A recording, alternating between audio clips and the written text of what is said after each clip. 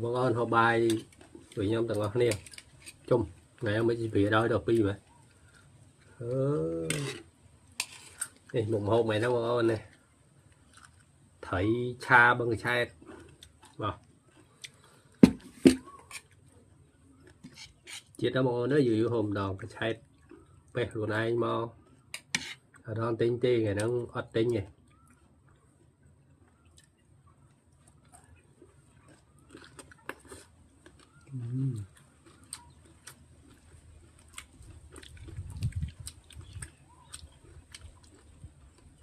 rồi mẹn hồ lần ấy đó bọn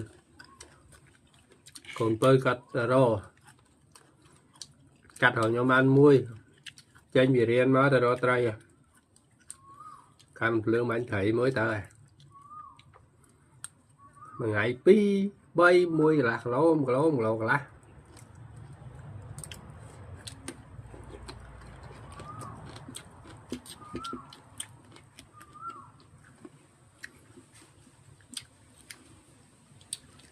rồi trong thu mà về nào ăn cơm thì chơi rồi trong tới dương về thu một là đài dương hộ là tới video là tới